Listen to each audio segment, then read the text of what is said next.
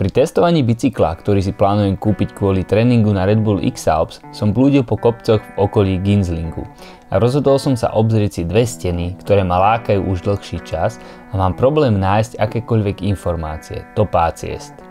Vraj sa tu v zime nelezie a reči podobné sa po dolinách vedú. Nuž čo, prezriem si ich na vlastné oči. Pri prechádzke po snehu, kde sa už s bicyklom nedostanem, stretávam dvoch skialpinistov, ktorí na moju otázku odpovedajú, že vraj snehu je málo a trčia skaly. Trochu mám pocit, že to bude tým, že sa flákali po slnku, a to je aj mne, paraglajdistovi, jasné, že na jarnom slnku bude sneh úplne na nič. Všimol som si pri prechádzke jeden bohovský ľad a jeden totálne bombový žľab. A prvé, čo mi napadlo, ísť do toho na ďalší deň ski alpinisticky. Plán je vyliesť asi 400 metrov ľadových kaskád, potom na pásoch, čo to dá hore, možno až na vrchol v 3134 metrov. Odtiaľ sa pustiť na lyžiach a skončiť v žľabe, ktorý som si včera napozeral. Je niečo okolo 6 ráno a ja opúšťam Francesku. Tak to začína. Pod ľadom som zhodnotil, že lano nebudem potrebovať, z nástupu vidím, že môj lyžiarsky žľab je takmer celý v snehu, takže to zleziem. Okolo 7:30 držím v rukách môj Norotring a Hellkrist, zbranie, s ktorými som sa už nabojoval toľko, že museli dostať svoje mená.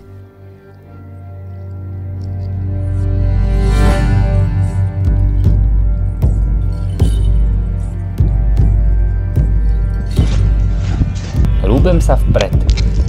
Medzi mnou a smrťou sú asi 2 až 3 cm ocele, ktoré tnem každým krokom do ľadu. Materiálu s veľmi pochybnou a premenlivou kvalitou. Najmä v spodnej časti kaskád je krehký a štiepu sa tzv. Taniere.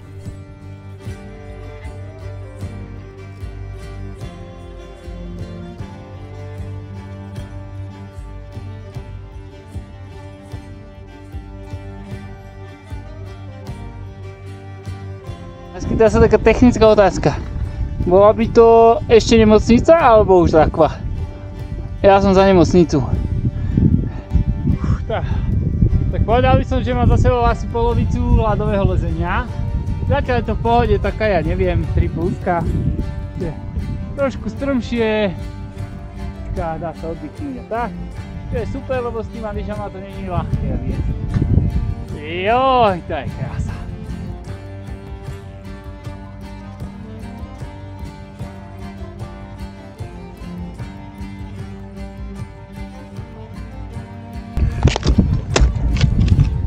Ďalšia kaskáda je za mnou, táto mala tak 40-50 metrov, neviem. Možno aj 60, čo ja viem, proste lezieš. Posledná je predo mnou a teraz rozmýšľam, či tade alebo tade.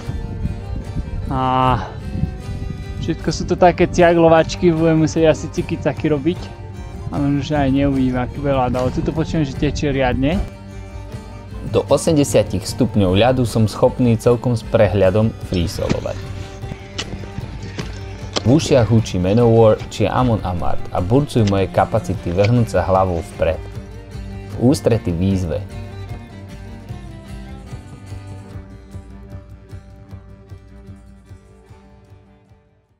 Rebellion on my mind.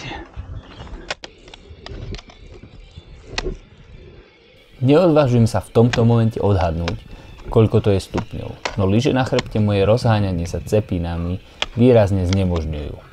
To ma stojí silu, predlaktia mám naliate a to zas prebúdza milovaného nepriateľa. Strach. Zas a znovu. Pocit, že situácia je nad moje sily, zatemňuje myseľ. Do mozgu sa zakráda túžba utiecť, vrátiť sa, oddychnúť si. Ale to sa nedá. Čo mi vtedy pomôže? Zarevem si. Fight until we die. Premôžem tú emóciu a hoci telo hovorí nechoď, hlava hovorí neváhaj. Čím dlhšie budeš šaškovať, tým je šanca, že spadneš do hlbiny vyššia.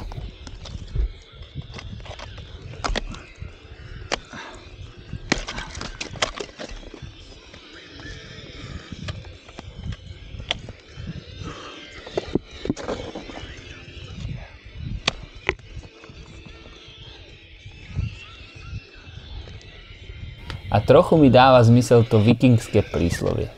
Z boja neutekaj, zomreš unavený.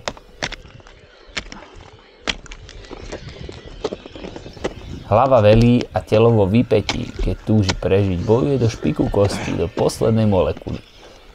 Bandasky navreté, však motiky udržajú.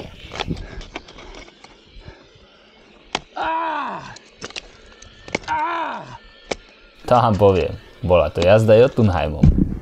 Trošku som vyťahol lyže, ale tu je to moc strmé a ten sneh je taký ten cukrový, že na tom nedržia pásy, tak som sa tu drvol takto po natopenom kraji, kde je trošku tvrdšie.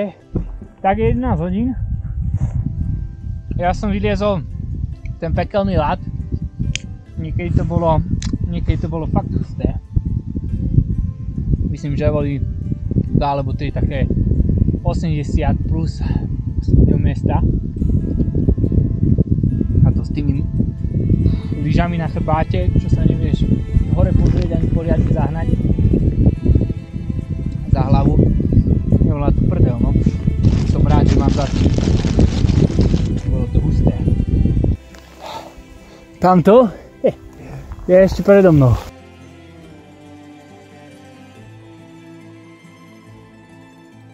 Prvý boj mám za sebou. Na pásoch šliapem asi 800 metrov výšky a rozhotujem nad snehom, snažím sa v ňom, podobne ako vo vzduchu, skale i ľade, nájsť systém a pochopiť pravidlá hry. Kde a prečo sú krustové oblasti, kde je prachový a kde je takmer ľad, kde a prečo môžu byť skaly tesne pod povrchom. Pod vrcholovou pyramídou Schönbichlerhorn sa mi marí, že zlyžovanie z takmer vrcholu je pre mňa celkom reálne. Je to tak 45 až 50 stupňový svah. To by som zvládol, ale prebiť sa na vrchol mi nedovolí cukrový sneh. A hoci skúšam viacero nástupov do pyramídy, nepustí ma to. Iná varianta okolo by ma stála veľa času a riziko, že budem musieť lyžovať po tme neznámym terénom, by bolo tak privysoké. Tak z výšky 2900 metrov hurá dolu. Zaslúžene.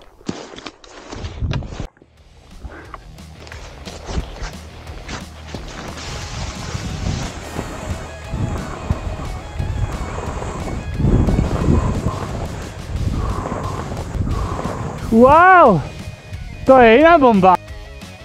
Odpozorované a zanalizované poznatky mi dopriali skutočne božský zjazd planinou, v ktorom cítim, že si to užívam nielen ja, ale aj lyže. Olympanov hodná slasť. Režem oblúky, doslova plachtím snehom. A vraj je ho málo. Čerta starého. Treba za ním len ísť. A nie len po fotky plné slnka a farieb na Instagram.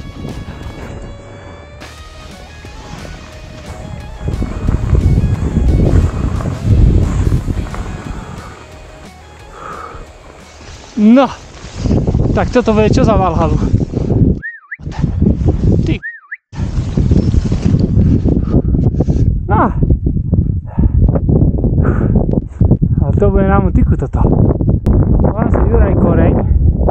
Pravdepodobne takto som zomrel.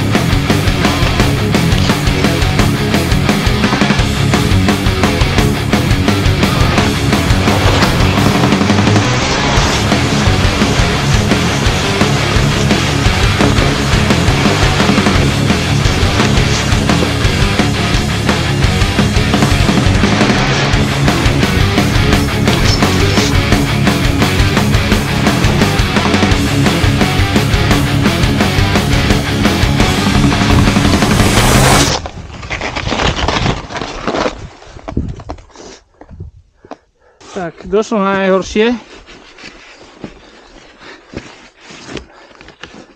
Budem musieť zliezať. Nemám lano, ale aj tak by mi to nepomohlo, bo sa nemám do čoho zahamovať.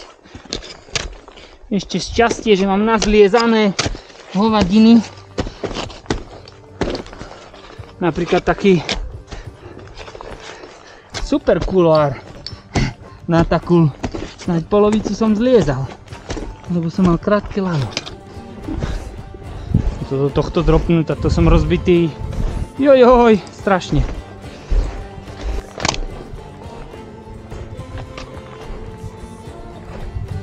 Och, ale už to nie je veľa. 20 metrov. No do riti. No do riti. Je potok.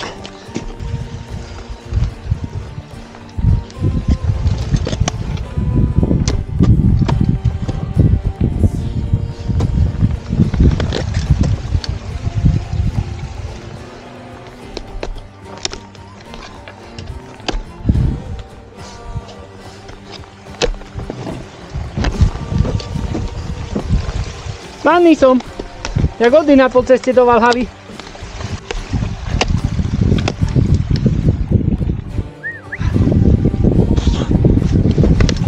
Ty, aká diera. Ty vole. Koľme lady zliezať, jasné, kedykoľvek.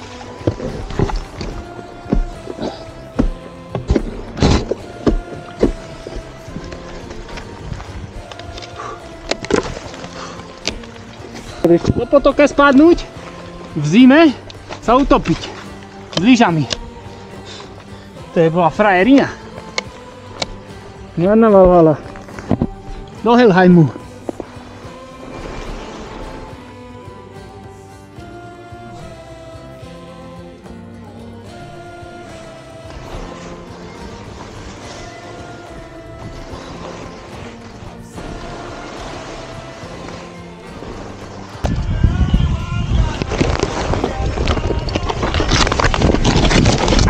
Áno, presne, nakoniec sa celý dojdem skrz jednu skalu. Ty.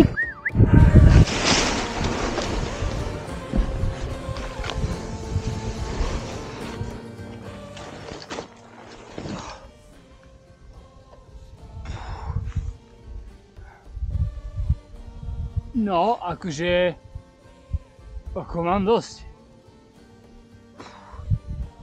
Hladný som, ty kokšo, smedný, ale záver tuto tým pralesom, takzvaný krkaháing, ja som myslel, že umrem.